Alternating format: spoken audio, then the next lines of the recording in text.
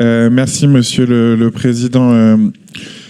Quelques mots sur, avant tout, la délibération numéro 2025-2974 sur la précarité alimentaire des étudiants. Et donc pas du tout sur l'ensemble de la présentation du vice-président Monsieur Camus.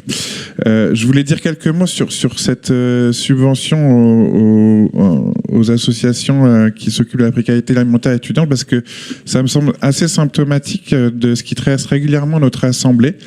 Et je vais le dire, des amateurs de donneurs de leçons, alors soit à droite de la gauche de notre hémicycle, soit à droite de la droite de notre hémicycle. Aujourd'hui, en France, 1 étudiant sur 3 saute des repas. 1 étudiant sur 5 dépend de l'aide alimentaire pour se nourrir.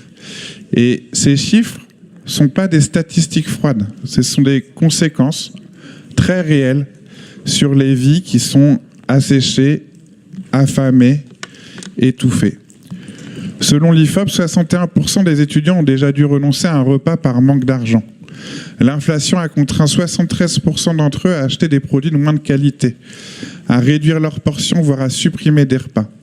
Et franchement, qu'en 2025, des jeunes adultes qui sont censés construire leur avenir doivent choisir entre manger et étudier, je trouve que ça doit nous interroger en profondeur.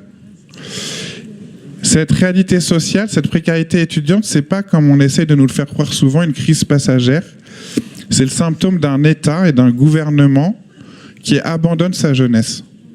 Ce gouvernement a méthodiquement démantelé les protections sociales et les aides publiques, les baisses des dotations aux universités et aux Crous, la réforme des APL qui ont appauvri les plus pauvres, l'augmentation des frais d'inscription pour les étudiants étrangers. Chaque mesure a creusé un peu plus le fossé entre ceux qui peuvent étudier et ceux qui doivent y renoncer. Alors, j'aimerais éviter un nouveau départ de l'hémicycle de nos collègues LR et macronistes, mais enfin, la délibération est symptomatique quand même. Je me souviens qu'au moment du budget, vous n'avez eu de cesse de nous faire le procès des conséquences sur la collectivité, des choix dont votre famille politique en est la cause au niveau national. Et lorsqu'on fait exactement la même alliance au niveau local, il faudra aussi en répondre. Et oui, j'affirme que le budget que vous imposez par 49.3, ce budget, c'est un grand détournement organisé de l'argent des Français les plus vulnérables vers les poches des plus riches. Vous pouvez peut-être faire des cris d'orfraie, où je vois que vous souriez aussi, vous le reprochiez à M. Guelpa-Bonaro il y a à peine 1 heure, et maintenant, finalement, il faut peut-être s'appliquer à ses propres principes, M. Gascon. Mais il y a un chiffre qui doit vous interpeller si vous voulez faire autre chose que de la politique politicienne, c'est que en moins de 20 ans, la richesse nationale possédée par les 500 les plus riches est passée de 10 à 50% du produit intérieur brut.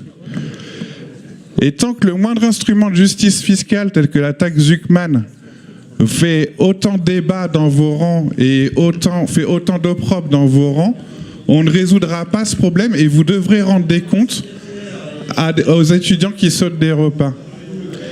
Alors, je ne connais pas encore vos mots, ils seront sans doute cocasses, parce que soit vous saluerez la précarité, le fait qu'on résolve la précarité que vous avez produite, soit vous regrettez qu'on vienne déposer les choses.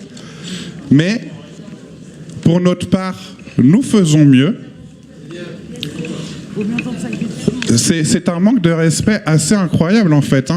Vous donnez des leçons, finalement, à longueur de matinée, mais vous ne savez pas, en fait, vous appliquer à vous-même vos propres discours. Donc, laissez-moi conclure. Je vois que vous en souffrez, mais j'ai qu'une phrase pour conclure. Donc, oui, souffrez-en encore 30 secondes, Monsieur Gascon. Pour notre part, nous allons prendre nos responsabilités. Nous n'allons pas laisser ces associations dans la difficulté. Nous allons être auprès de nos étudiants, mais ce n'est pas tout. Et c'est pour ça que je voudrais aussi saluer la politique du vice-président Camus. Nous changeons de modèle, parce que la faim ne doit jamais être... Le fait de résoudre la faim ne doit jamais être sous forme de mécanisme d'assujettissement, et la sécurité sociale de l'alimentation permettra de retrouver cette vraie égalité devant le droit à l'alimentation.